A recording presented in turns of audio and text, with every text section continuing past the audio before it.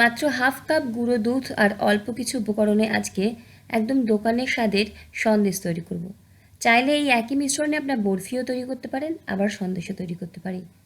সন্দেশটা দেখেই বুঝতে পারবেন ভেতর থেকে একদম সফট, মুখে দিলে মিলিয়ে যাবে। তৈরি করতে মাত্র মিনিট 10 সময় লাগবে, তাই যে কোনো দিন বাড়িতে গেস্ট এলে বা নিজেদেরও খেতে ইচ্ছা করলে অবশ্যই এভাবে একবার সন্দেশের রেসিপিটা ট্রাই করতে পারেন। নমস্কার সবাইকে, আবার একটা নতুন ভিডিওতে সবাইকে স্বাগত জানাই। আশা করি ভালো আছেন। এখানে মিক্সির একটা জারে 1/4 কাপ পরিমাণে নিচ্ছি কাজু, গোটা কাজু হোক অথবা ভাঙা কাজু। কাজুগুলোকে আমাদের পাউডার করে নিতে হবে, তাই মিক্সিটাকে স্টার্ট অফ করে এভাবে গুঁড়ো করে নেব। একসাথে যদি অনেকক্ষণ ধরে মিক্সিটাকে চালিয়ে রেখে দিই তাহলে কিন্তু কাজুর থেকে তেল ছেড়ে যাবে আর পেস্টের মতো হয়ে যাবে। তাই 2-3 সেকেন্ড স্টার্ট করে অফ করব, আবার 2-3 সেকেন্ড স্টার্ট করে অফ করব, এভাবে কাজুটাকে গুঁড়ো করে নেব। এখানে একটা কড়াইতে নিয়ে নিচ্ছি 1 টেবিল চামচ পরিমাণে ঘি। ঘিয়ের সাথে এখানে নিয়ে নেব আমি লিকুইড দুধ। 250 ml লিকুইড দুধ ব্যবহার করেছি, ফুল ফ্যাট হোক অথবা টোন্ড মিল্ক হোক, যেটাতেই হোক হয়ে যাবে। দুধটাকে ভালো মতো ঘিয়ের সাথে মিশিয়ে হাফ কাপ পরিমাণে গুঁড়ো দুধ 1 থেকে 2 বার, মানে একবারে মেশাবো না, 2 বার থেকে 3 বারে মিশিয়ে নেব। অল্প অল্প করে দেবো আর মেশাতে থাকবো। একসাথে দিলে কি হবে, লাম্প বা দলা পাকিয়ে যাওয়ার সম্ভাবনা থাকে, তাই আমি 2 বারে কিন্তু গুঁড়ো দুধটাকে মিশিয়ে নিচ্ছি।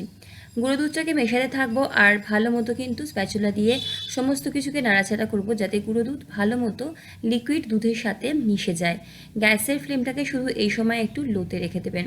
গুঁড়ো দুধটা দেখবেন আস্তে আস্তে ভালো মতো মিশে গেছে এবং অনবরত নাড়াচাড়া করে আমাদেরকে একটু ঘন করে নিতে হবে। যখন দেখবেন এরকম ঘন হয়ে গেছে, এখানে দিয়ে দেবো চিনি। আমি এখানে 2.5 টেবিল চামচ পরিমাণে চিনি দিচ্ছি, একটু কমই দিচ্ছি। চিনিটা নিজেদের স্বাদ অনুযায়ী একটু বাড়িয়ে নিতে পারেন, যেহেতু গুঁড়ো দুধ দিচ্ছি এমনিতে মিষ্টি হয়, তাই চিনিটা একটু কম দিলাম। চিনিটাকে মিশিয়ে নিই আর 2 মিনিট মতো একটু ফুটিয়ে নেব। গ্যাসের ফ্লেমটা মিডিয়াম টু লোতেই রেখে দেবো আর সাইডে যে শর্টটা জমে সেটা নিতে থাকবো। তারপরে এখানে গুঁড়ো করে নেওয়া কাজু বাদাম, সেটাও কিন্তু 2 থেকে 3 বারে অল্প অল্প করে দেবো আর মেশাতে থাকবো। এই সময়ও গ্যাসের ফ্লেমটা একদম লোতে রাখছি। কাজু আছে, মিল্ক পাউডার আছে, যদি হাই ফ্লেমে করতে যাই চট করে কড়াইয়ের তলার দিকটা কিন্তু ধরে যেতে পারে। ভালো মতো সমস্ত কিছুকে মিশিয়ে আমাদেরকে অনবরত মিশ্রণটাকে নাড়াতে চাড়াতে ঘন করে নিতে হবে। সমস্ত কাজু বাদামটাই আমি গুঁড়ো করে ব্যবহার করেছি, এখানে আমি 3 বারে মেশালাম। সমস্ত কিছুকে ভালো মতো মিশিয়ে নেব আর লো ফ্লেমে এভাবেই নাড়াচাড়া করতে থাকবো। আস্তে আস্তে দেখবেন মিশ্রণটা কিন্তু কড়াইটা থেকে ছাড়তে শুরু করেছে। ভালো মতো স্প্যাচুলা দিয়ে যে দানা দানাগুলো দেখতে পাচ্ছি সেগুলোকে কিন্তু ভাঙতে থাকবো আর মেশাতে থাকবো। যখন এটা এবং ঘন হয়ে যাবে, এখানে দিয়ে দেবো 1 চা চামচ পরিমাণে ঘি। ঘি দিলে স্বাদ ভালো হয় অবশ্যই, আর এই কড়াইটা থেকে ছেড়ে আসতেও কিন্তু মিষ্টিটা সাহায্য করে। ঘি দেওয়ার পরে আরও 2 মিনিট মতো একটু ভালো মতো আমি নাড়াচাড়া করে নিয়েছি। এবারে আমি এখানে দিয়ে দিচ্ছি ফ্লেভারের জন্য এলাচের গুঁড়ো। বাড়িতেই ছোটো এলাচকে বীজটা বার করে গুঁড়ো করে নিয়ে ব্যবহার করছি। 2 চিমটি মতো এলাচের গুঁড়ো দিচ্ছি। আস্তে আস্তে দেখো মিশ্রণটা অনেকটাই কড়াইটা থেকে ছেড়ে চলে এসেছে। 1 টেবিল চামচ লিকুইড দুধে অল্প একটুখানি কেশর ভিজিয়ে রেখেছিলাম বা জাফরান ভিজিয়ে রেখেছিলাম, সেটা দিচ্ছি। এটা অপশনাল, হালকা একটা কালার দেয় আর একটা অন্যরকম ফ্লেভারও দেয়, তাই দিচ্ছি। যাদের অপছন্দ বা বাড়িতে না থাকলে দিতে হবে না, আমার কাছে এই সময় ছিল তাই ব্যবহার করলাম। এতে মিষ্টির স্বাদটা খুব ভালো হয়।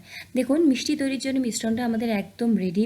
এই সময় একটু মিশ্রণ হাতে করে একটুখানি স্প্যাচুলা দিয়ে তুলে নেবেন আর ঠান্ডা করে হাতে নিয়ে দেখবেন যে ছোট একটা বল পাকানো যাচ্ছে কিনা, হাতে লেগে যাচ্ছে কিনা। দেখুন হাতে লেগে যাচ্ছে না, একটা বল তৈরি হচ্ছে। তো মিশ্রণটা একদম রেডি। গ্যাসের ফ্লেমটা বন্ধ করে দেবো আর মিশ্রণটাকে নামিয়ে নেব।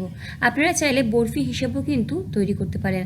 বরফি তৈরি করতে গেলে একটা প্লেটে একটু সাদা তেল বা ঘি ব্রাশ করে রেখে সেই প্লেটে সেট করতে দেবেন। তবে আমি বললাম আজকে সন্দেশ তৈরি করব, তার জন্য মিশ্রণটাকে নামিয়ে নিয়ে এরকম গরম গরম অবস্থাতে স্প্যাচুলা দিয়ে এভাবে ভালো মতো একটু নাড়াচাড়া করে নেব, যাতে একটু গরমটাও কমে যায় আর আরও বেশি মসৃণ হয়ে যায়। তারপর যখন হাতে ছোঁয়ার মতো অবস্থা থাকবে, উষ্ণ অবস্থাতে কিন্তু সন্দেশগুলো তৈরি করতে হবে, কারণ এটা ঠান্ডা হয়ে গেলে একদম সেট হয়ে যাবে, তখন কিন্তু মিষ্টিটা তৈরি করতে অসুবিধা হবে। তো এইভাবে আমি প্রথমে হাতে নিয়ে অল্প একটু অংশ গোল বলের মতো তৈরি করে তারপরে একটু এরকম হাত দিয়েই চাপা দিয়ে একটু লম্বা শেপ করে দিয়েছি।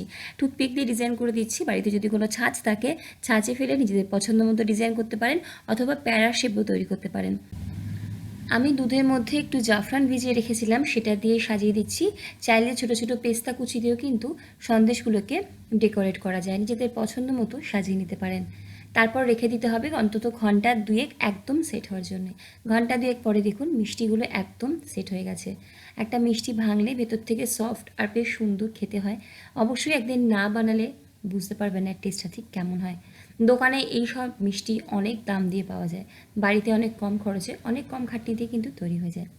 আজকে এই অবধি, দেখা হচ্ছে পরের ভিডিওতে অন্য কোনো রেসিপি নিয়ে। সকলে ভালো থাকুন, সুস্থ থাকুন, হাসি খুশি থাকুন। ধন্যবাদ।